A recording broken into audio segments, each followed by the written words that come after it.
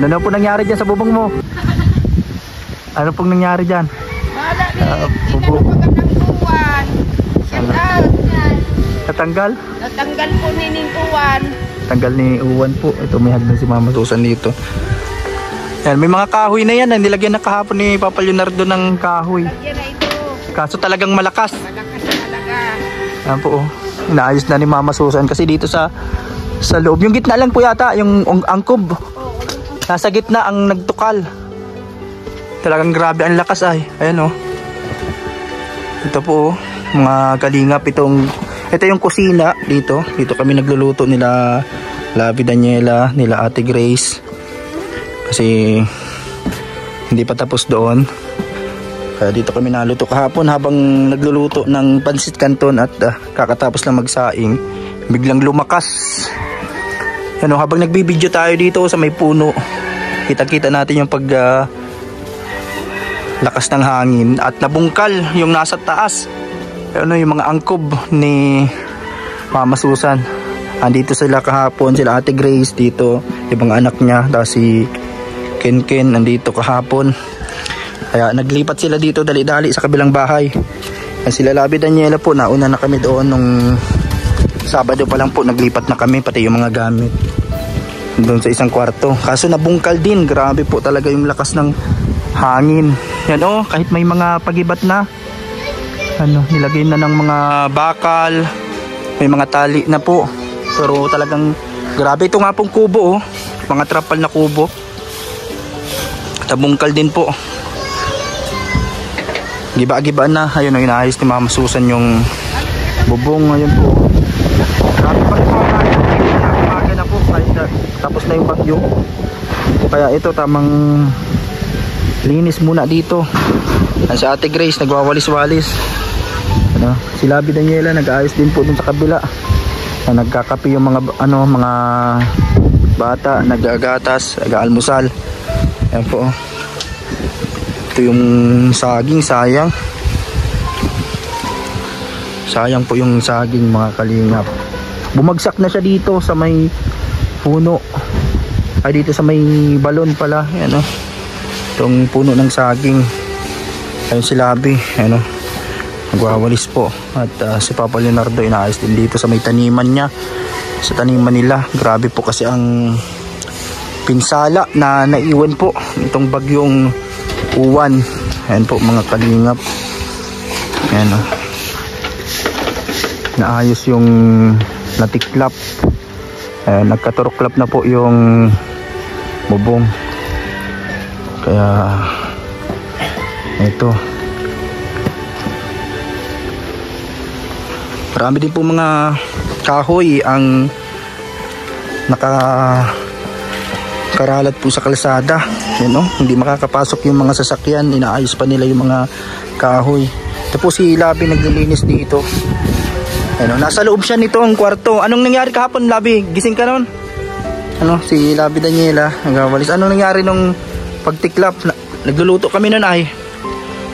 Nagluluto kami ni ano Ate Grace ng pansit. Yung mga bata, tapos ano, gising ako. Parang ano, kalmado yung hangin. Nung biglang maghangin ng isang hanginan lang.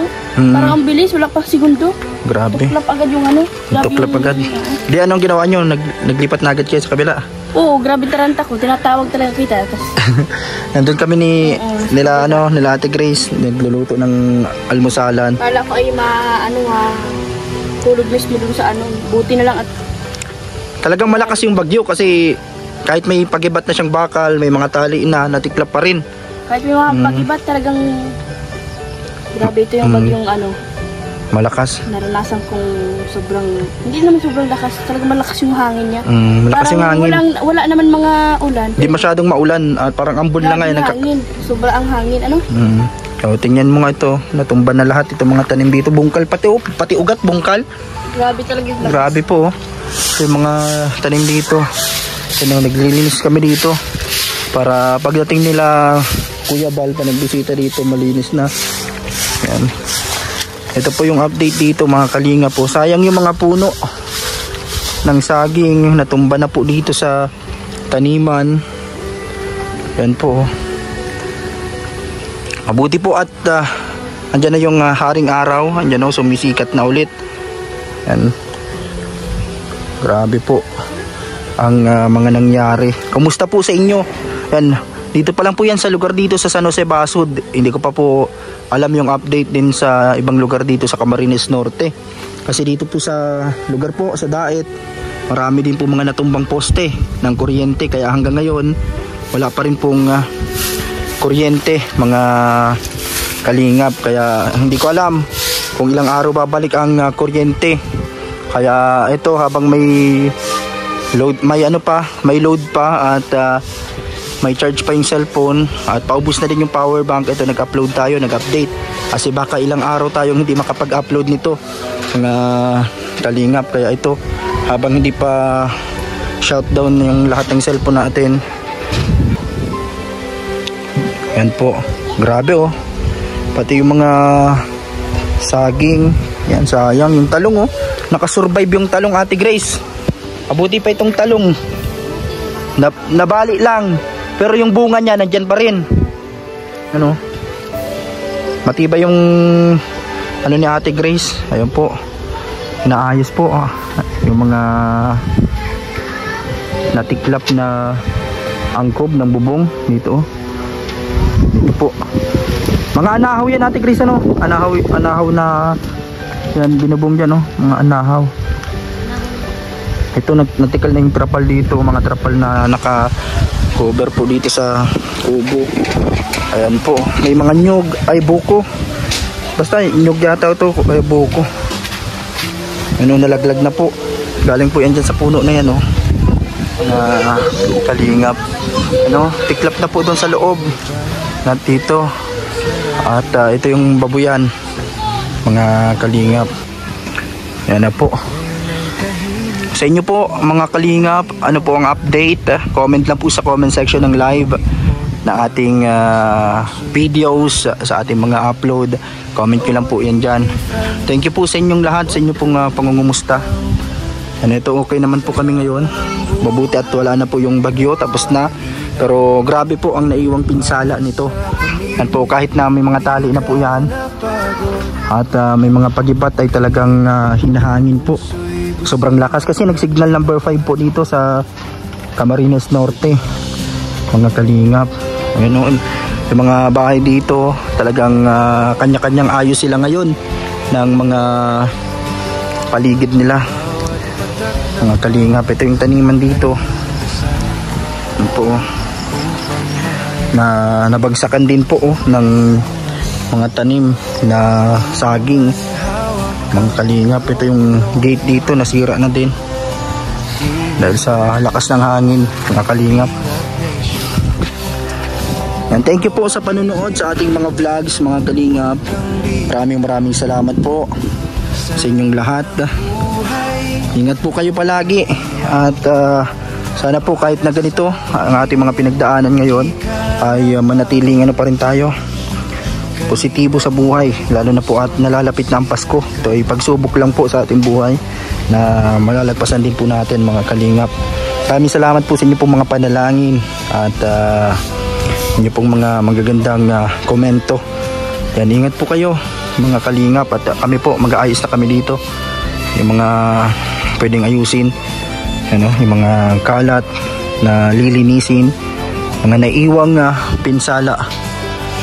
Ito pong bagyong ito, ang bagyong Uwan. Grabe, talagang isa sa mga bagyong hindi malilimutan. Ito.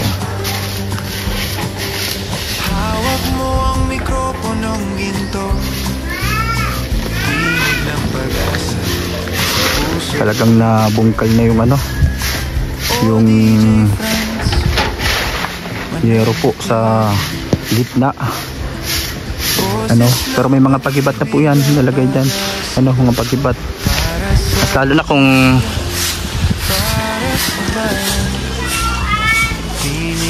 kung wala yan, anong mangyayari kung walang pagibat. And thank you po sa inyo, at ito, dito kami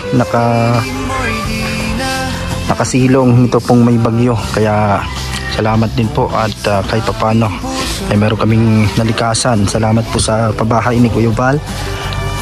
Maraming salamat po. Kasi malayo po dito ang evacuation. Talagang maano ka pa po kung ano pang pwedeng sakyan sa sobrang layo po. At ito, kaya dito kami. Hindi din namin inaasahan na mabubungkal dito sa part na to. Sobrang lakas po talaga mga kalingap.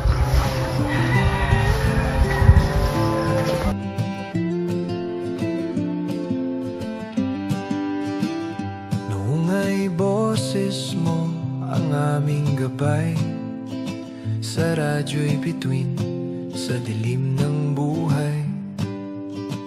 Ngayon ay tahimik, ngunit di nawala. Pag-ibig mo tapang sa puso'y tala. O DJ Franz, huwag kang bibitaw.